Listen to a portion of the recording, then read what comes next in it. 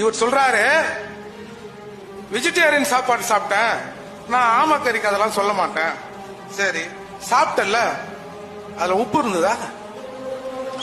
நீ பிரபாகரனோடு சாப்பிட்ட உணவில் உப்பு இருந்ததா? அந்த சுவையை பார்த்தியா?